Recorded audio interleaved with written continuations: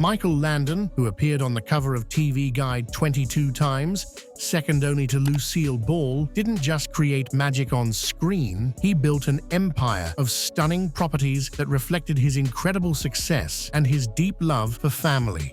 During his fame, the actor owned several real estate pieces, including a 7-bedroom mansion in Malibu that featured 70 feet of ocean frontage. His success wasn't just measured in Emmy nominations and fan mail. According to Celebrity Net Worth, Landon's net worth at the time of his death was equal to $40 million in today's dollars. This massive fortune allowed him to create some of the most breathtaking homes in Southern California, each one telling a different chapter of his remarkable life story. From his early beach house, where fans would press their faces against the windows, to his final dream ranch that took years to perfect, Landon's homes were more than just real estate investments. They were sanctuaries for a man who valued family above all else.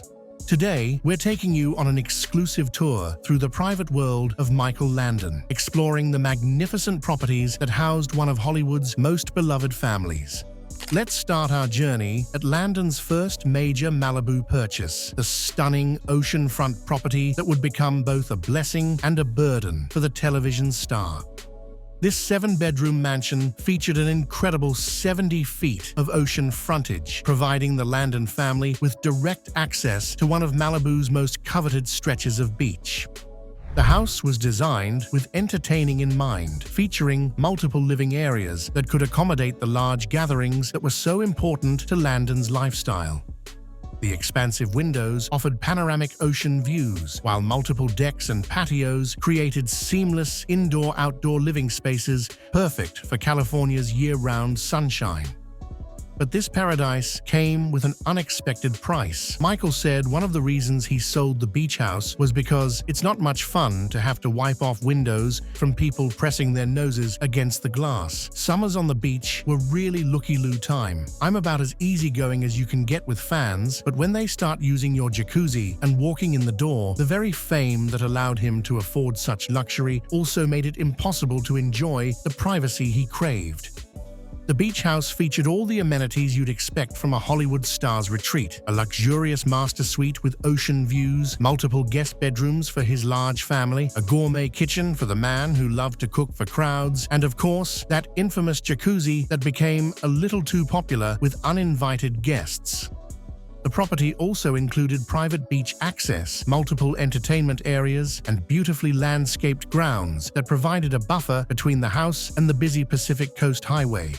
Despite its obvious appeal, the constant intrusion from fans and tourists eventually drove Landon to seek a more private sanctuary. Eventually, the home went to Landon's second wife, Lynn No, as part of their divorce settlement, marking the end of an era, but setting the stage for Landon's next real estate adventure. Before building his dream home, Landon discovered a piece of undeveloped paradise that would change everything. On weekends, the Landons and up to 30 members of their extended family headed for the ranch, an undeveloped 10-acre spread north of Malibu. Nestled within a semi-suburbanized patch of rolling canyon country, the ranch overlooks a 50,000-acre state park full of waterfalls, horse trails, and bobcats. Initially, this wasn't meant to be a permanent residence. At first, the ranch wasn't going to be a place to live in. Michael Landon says, "We'd sleep in Malibu and just use the ranch for family sporting events, such as horse riding, tennis, touch football, croquet, and kickball." This 10-acre spread was envisioned as the ultimate family playground, a place where the Landons could escape the pressures of Hollywood and simply be a family. The evolution of this property tells a beautiful story of a family falling in love with a piece of land. Then we moved a camper onto the property and slept in the camper on weekends. After a while, we built a modular house with 3 bedrooms and lived there on weekends for about a year. But the more time we spent at the ranch, the less we liked going back to Malibu. This transitional period at the ranch revealed what Landon truly valued, not the glamour of beachfront living, but the simple joy of being surrounded by family in a beautiful, private setting. It was here that the seeds were planted for what would become his most ambitious and personal real estate project. What happened next was pure Michael Landon magic, the creation of a compound that would become his masterpiece. The Landon family moved into the newly built house in late 1989, just 2 years before Michael's tragic death from pancreatic cancer.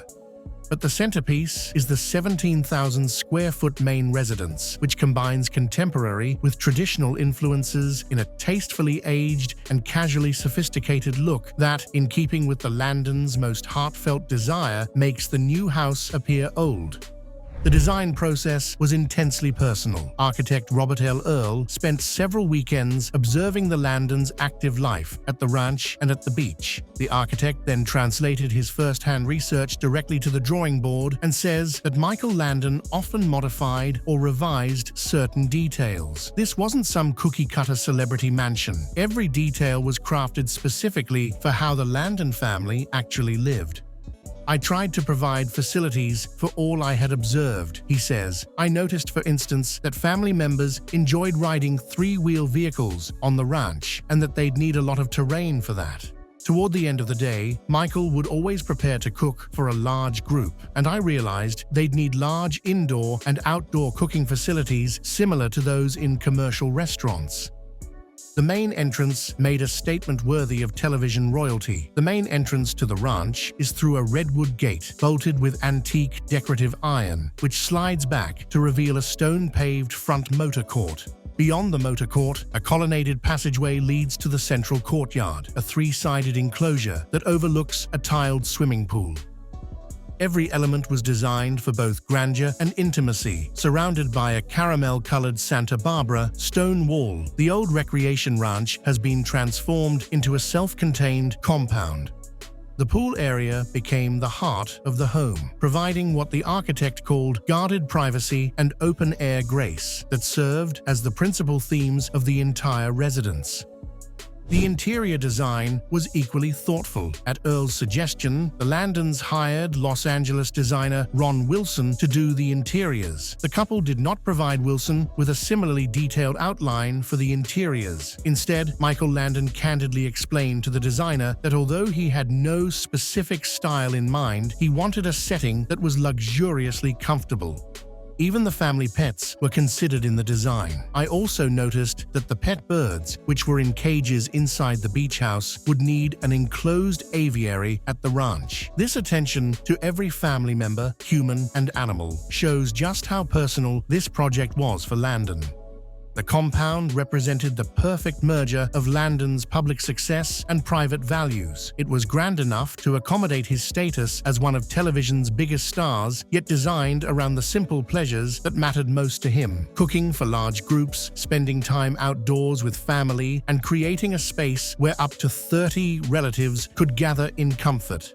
Tragically, it's a shame he got to spend so little time there. It hadn't long been completed when he died. The dream home that took years to plan and build gave Landon less than 2 years of the peaceful family life he had worked so hard to create.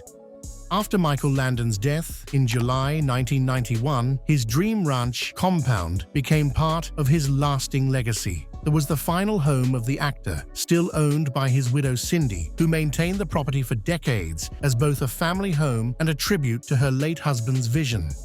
The home was renovated and expanded during the time Cindy Landon owned the property. It now has 6,900 square feet of space, 5 bedrooms and 6 bathrooms.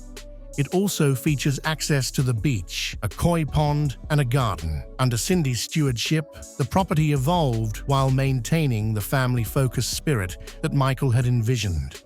The renovation process honored Michael's original vision while updating the home for modern family life. With ample room for family gatherings, it reflects the Landons' love for nature and outdoor living. The additions included thoughtful touches like a tranquil koi pond that added to the property's serene atmosphere and expanded garden areas that enhanced the connection to nature that was so important to Michael. In 2019, the time came for the family to make a difficult decision. Cindy Landon, widow of television star Michael Landon, sold a home in Malibu for $16 million, more than double what she paid. The sale marked the end of an era, but also demonstrated the incredible investment that Michael's real estate choices had proven to be. What makes Landon's real estate legacy so compelling isn't the luxury, though these were certainly spectacular homes, it's the intentionality behind every choice. Today, these properties continue to inspire new families, with the buyer represented by Edward Fitz with the agency, who did not comment, suggesting that Michael's vision of the perfect family retreat continues to attract those who share his values.